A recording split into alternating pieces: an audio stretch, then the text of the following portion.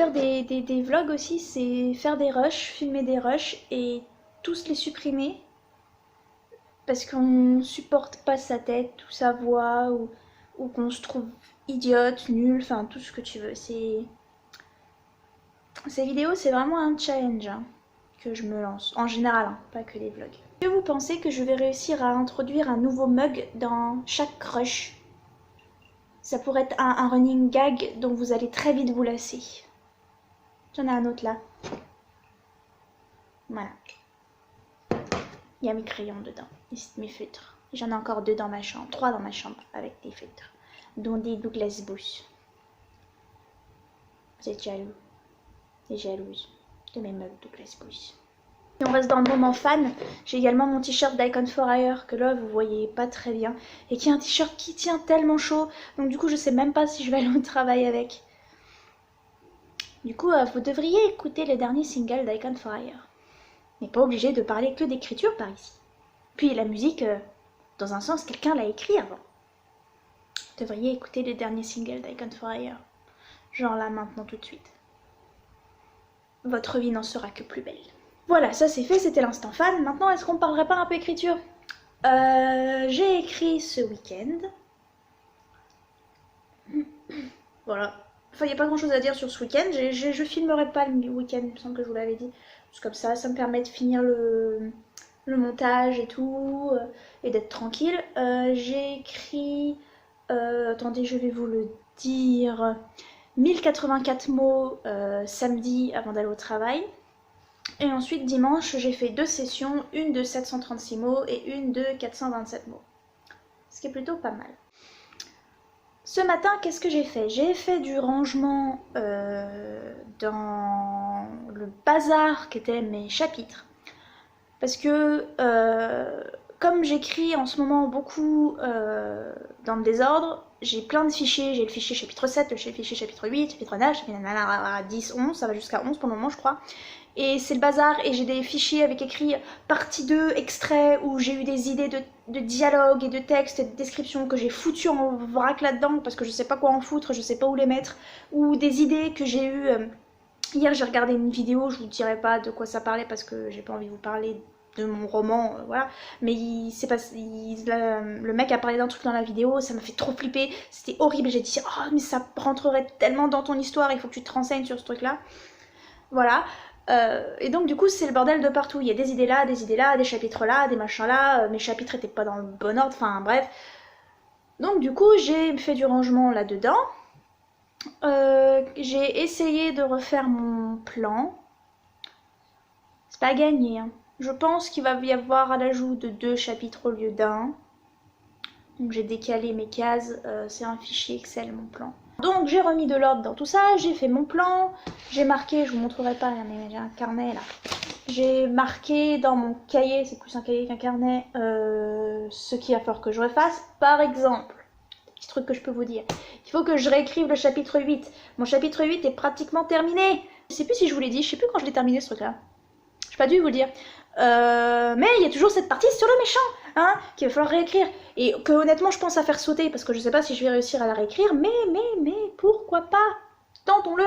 Il y a 2 points sur lesquels je veux faire des recherches beaucoup plus approfondies. Je déteste faire des recherches. C'est un truc de ouf en fait. Je supporte pas ça. C'est important, faut le faire, hein. C'est même très important. Quand c'est des petites questions à la con, ok, je fais une recherche Google marrante, je découvre des trucs, je vous en parle, ou alors je pose la question sur les réseaux sociaux, et on retrouve des trucs, des connaissances que vous avez sur des sujets, et on en apprend plein, mais quand il faut vraiment faire des recherches approfondies, je déteste ça, et j'ai l'impression que là, ça va être pour quelques points seulement, et... mais va falloir le faire parce qu'en fait c'est des détails qui me plaisent bien et que j'ai vraiment envie de mettre. Donc du coup, ce matin j'ai déjà eu le temps de faire 2 sessions d'écriture et je vais vous expliquer pourquoi 2 sessions. Dans la première j'ai écrit 1093 mots, c'est ouf, et dans la deuxième 365. Ce qui fait que en fait là mon anneau j'ai un jour d'avance. C'est-à-dire que demain, si j'écris pas, c'est pas grave, je suis toujours dans les temps. J'ai 8768 mots au compteur. Je vais encore essayer de vous les écrire en bas parce que moi j'aime bien l'idée, mais oui, j'ai remarqué que dans le vlog de la semaine dernière, ça s'est décalé, je sais pas pourquoi, et que vous n'aviez pas les textes en bas. Ne me demandez pas pourquoi, je ne cherche plus à comprendre ce qui se passe entre les décalages de sons, les décalages de trucs, ça c'est fait, je sais pas comment, on va faire avec. Ce matin, j'ai voulu tester, en fait je voulais tester toute cette semaine la méthode Pomodoro. La méthode Pomodoro, c'est une méthode pour rester concentré parce que j'ai énormément de problèmes de concentration. Je suis persuadée, mais vraiment persuadée, que les comptes de mots journaliers que je fais ne sont pas représentatifs de ce que je suis capable d'écrire en vrai. Je pense que je pourrais écrire 3 fois, 4 fois plus que ça, même en travaillant, si j'avais un minimum de concentration. Hier, j'ai écrit presque un peu plus de 1000 mots, voilà, il me semble, hein, d'après ce que je vous ai dit. Et un peu plus de 1000 mots, mais j'ai écrit tout ça en 24 heures. Enfin, en 24 heures. En une journée d'écriture. Parce que ma concentration est, comme je sais pas comment dire, all over the place. Je vois une mouche pendant une demi-heure, j'écris plus. Je suis sur les réseaux sociaux, je pense à ça n'a rien à voir avec l'écriture. Je pense au travail, je pense... Et au final, j'écris un nombre de mots correct. C'est pas du tout pour me vanter de quoi que ce soit. J'écris un nombre de mots que je trouve correct. Mais dans un laps de temps qui est complètement aléatoire. C'est des véritables montagnes russes entre quand j'écris pas. Et du coup, je me dis, mais si j'avais un minimum de concentration, je pourrais écrire, mais alors tellement plus, ça avancerait plus vite. Peut-être que mes réécritures se feraient plus facilement. Je sais pas. Et donc du coup j'ai voulu tenter la méthode Pomodoro, qui est une méthode qui veut on écrive pendant 25 minutes, on fait une pause de 5 minutes, 25 minutes, une pause de 5 minutes, 25 minutes, une pause de 5 minutes. Je sais pas combien de temps on est censé répéter ça, moi j'avais décidé ce matin de faire 25 minutes, 5 minutes, 25 minutes, et ça aurait été ma session du jour. Ça a très bien marché pendant les premières 25 minutes, où j'ai écrit 1093 mots en 25 minutes. C'est-à-dire pratiquement mon quota journalier en 25 minutes. J'ai fait la pause de 5 minutes et ensuite je n'ai pas pu finir les 2 autres 25 minutes. Elles ont duré 10 minutes, j'ai écrit 365 mots et j'ai écrit 365 mots en allant sur les réseaux sociaux, en regardant sur mon téléphone, en pensant à autre chose et en fait je pense que c'est une méthode qui pourrait marcher, mais je sais pas si c'est une bonne idée pour moi de la suivre. C'est compliqué, c'est-à-dire qu'on doit essayer plusieurs méthodes pour trouver sa propre méthode. Là-dessus, je suis d'accord. J'ai tenté cette méthode-là et en une tentative, je me dis que peut-être que c'est déjà beaucoup trop de contraintes. Peut-être que je devrais plutôt essayer le défi sablier que de Samantha Bailey. J'ai un sablier dans ma chambre de 10 minutes. Peut-être que, en fait, faire des sessions de 10 minutes, des sessions plus courtes, je sais pas, mais peut-être que le fait que mon esprit divague 15 fois à la seconde pendant mes sessions d'écriture, peut-être que c'est ma méthode, peut-être que c'est comme ça que ma cervelle pense et que je devrais arrêter de me prendre la tête juste parce que je voudrais augmenter le compte de mots ou juste parce que j'estime que je peux faire mieux ou juste parce que... Je sais pas, en fait je sais pas si c'est parce que j'estime que je peux faire mieux ou parce que je sais que d'autres personnes font mieux et que du coup moi je me sens inférieure, je me sens tout ça.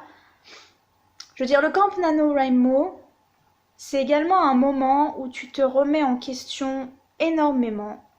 C'est pas... C'est bien, il y a de l'entraide et tout, mais quand tu vas sur le hashtag et que tu vois que machin, que tu connais ni d'Adam ni d'Ève, a pour objectif les 150 000 mots ce mois-ci et qu'il en a déjà écrit 30 000 en une semaine, bah ouais, ça fait un petit peu mal à l'ego quand même, où on se dit mais il y a un problème chez moi, pourquoi j'ai mis si peu, pourquoi je suis pas capable de faire plus, et je suis complètement... j'ai le mot anglais dans la tête. Je suis consciente que mon objectif pour d'autres personnes, c'est l'équivalent des 150 000 de l'autre, tu vois, pour certaines personnes, ils voient il ou elle doit voir mon compte de mots et se dire waouh, elle écrit plus que moi, tout ça. Et c'est un des principaux soucis du NaNoWriMo, mais c'est également un des principaux soucis, je sais plus parler. C'est un des soucis de l'écriture en général, où on n'a aucune confiance en nous en règle générale et on passe son temps à se comparer aux autres. Quand c'est pas sur le nombre de mots, ce sera sur, je sais pas, les phrases. Enfin, on trouvera forcément quelque chose pour se diminuer par rapport aux autres. Donc, peut-être que la leçon du jour, c'est de s'écouter, de pas se diminuer, de savoir que ces gens-là, peut-être qu'ils écrivent plus que vous, mais s'ils voyaient votre manière de travailler ou vos romans, ils trouveraient d'autres points sur lesquels eux, ils se sentiraient inférieurs par rapport à vous. Je me fais un petit peu mon petit pep talk aussi, hein. C'est dur de se le rentrer dans la tête, hein. Vous devriez regarder tous les conseils que vous donnez aux copains et aux copines qui écrivent, et à quel point vous les mettez pas en place en fait. Pour vous, ok, vous les dites aux autres et vous êtes d'accord pour les autres, mais à partir du moment où il faut parler de vous, vous n'êtes pas capable de le faire.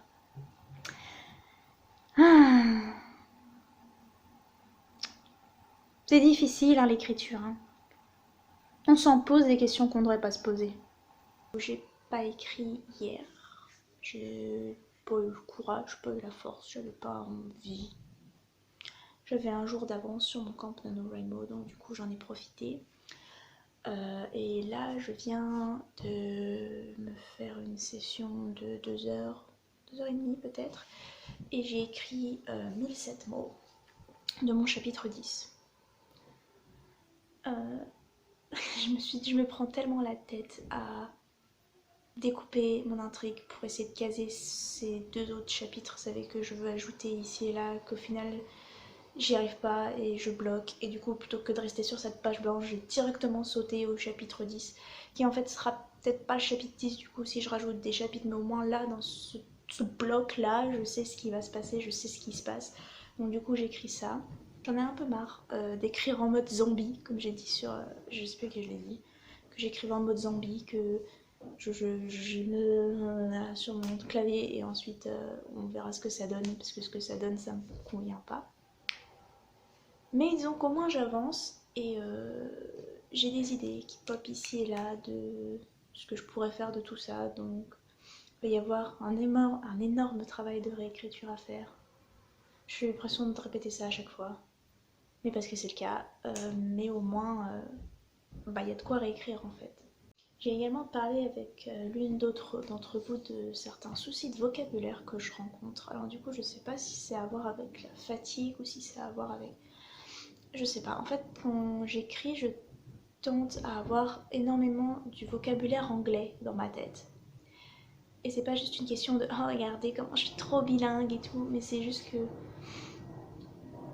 l'anglais a un panel de verbes, je trouve, qui est beaucoup plus intéressant au niveau de l'écriture, surtout pour décrire les réactions de personnages, pour décrire les petits bruits qu'on fait avec notre bouche ou les petites expressions sur notre visage. Je trouve que l'anglais a des descriptions, des moyens de description beaucoup plus précis et beaucoup plus imagés que nous en France, où il faut vraiment qu'on fasse une image en fait, qu'on fasse...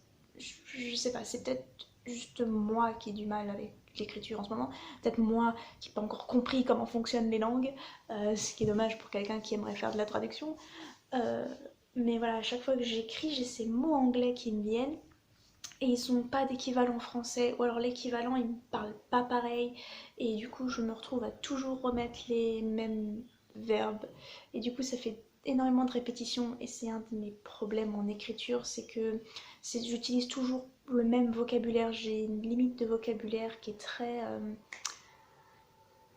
J'aimerais qu'on puisse compter le nombre de fois où dans mon manuscrit, là, les mots yeux, tête, regard apparaissent. Parce qu'à chaque fois, je dis elle tourna la tête, elle leva la tête, elle posa ses yeux sur, elle posa le regard sur. Il y a trop de répétitions et ça aussi, ça va être un énorme travail de réécriture. Et je sais pas comment corriger ça pour le moment.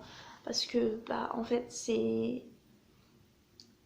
Si j'avais une idée de ce que je voulais dire à la base, je chercherais des synonymes. Mais en fait, les mots que je viens de mettre, ils correspondent pas à ce que je veux dire. Parce que ce que je veux dire, c'est pas que ça existe pas, c'est que la tournure. Enfin, remarque, peut-être que ça existe pas, je sais pas.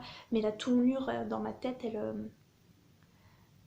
elle n'apparaît pas. Et du coup, je me remets à. Comment dire? Je me jette sur des phrases et des expressions que je connais déjà parce que c'est facile, c'est plus safe. J'ai l'impression de parler que de négatif et ça m'énerve, mais j'ai reçu également quelques commentaires sur le vlog de la semaine dernière en disant non, c'est bien parce que tu parles des difficultés, tu parles pas que de tout ce qui est tout beau, tout rose et tout. Et c'est vrai que bon, bah en ce moment en écriture, tout n'est pas tout beau, tout rose, tout n'est pas. Je sais pas si ça l'est vraiment un jour, tout beau, tout rose.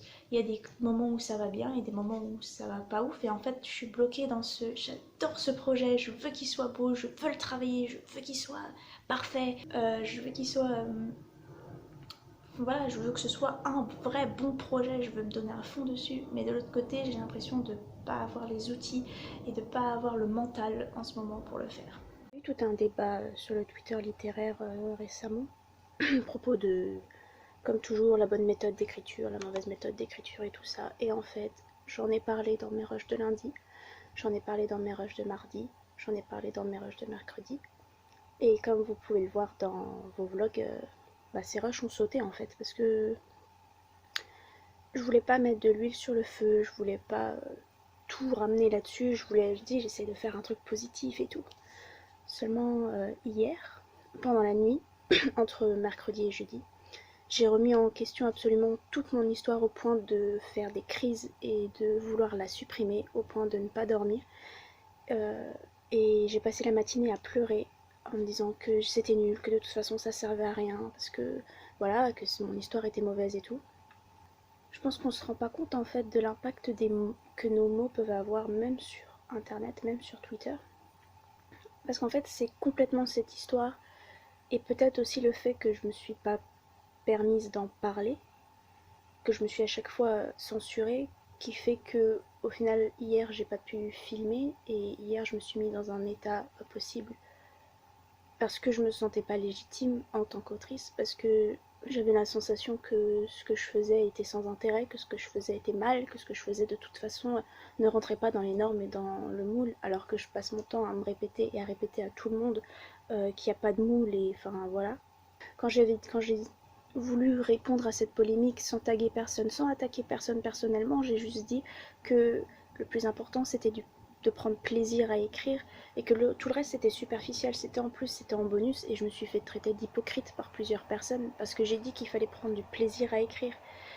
Et au final ça a remis toute ma vision de l'écriture en question pendant plusieurs heures et j'ai pas mon corps a exprimé tout ça, mon corps a rejeté tout ça et je me suis dit mais merde, c'est pas possible que de simples mots donnés par deux mecs que tu connais même pas peuvent t'affecter comme ça. Et en fait si, parce que mon anxiété et ma phobie sociale vient de là, du fait que je suis affectée par absolument tout ce que personne pense, tout ce que les personnes, tout ce que tout le monde pense, pardon, tout ce que tout le monde dit, ou tout ce que tout le monde ne dit pas, et ce que je suis persuadée qu'ils pensent et qu'ils disent alors que voilà, ils n'ont rien dit.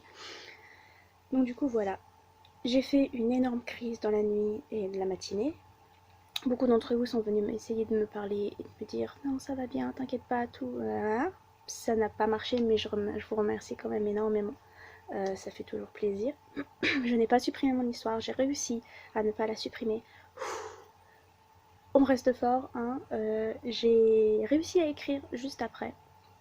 C'est-à-dire que j'ai fait cette crise devant mon chapitre 8 et j'ai décidé, tu sais quoi, non 9, mon chapitre 9, et j'ai fait, tu sais quoi, rien à foutre, on ferme le chapitre 9 et tu vas réécrire le chapitre 8. Il faut pas le faire, j'arrête pas de le dire, parce que c'est le Camp NaNoWriMo, mais tu vas le faire. Et j'ai enfin réussi, entre guillemets, à réécrire cette partie sur le méchant dont je vous parle depuis 2 semaines. Ça me convient mieux, c'est un petit peu plus cohérent, il y a peut-être 2-3 trucs à corriger encore, mais c'est une bonne base. Et ensuite j'ai repris mon chapitre 11, que j'ai pratiquement terminé aussi du coup. C'était de la réécriture également, mais j'ai rajouté plusieurs paragraphes, j'ai corrigé plusieurs choses. Il me reste encore 2-3 trucs à corriger, j'ai une transition à faire, la fin, et peut-être une description de personnage à rajouter, parce que j'introduis 2 nouveaux personnages dans ce chapitre, et le premier est décrit et la deuxième pas du tout. Donc voilà, je pense que je vais faire ça ce matin si j'ai le temps, ou ce soir, ou ce week-end. Je sais pas du tout comment je vais gérer mon temps aujourd'hui. Le fait de filmer, en fait, ça fait perdre vachement de temps.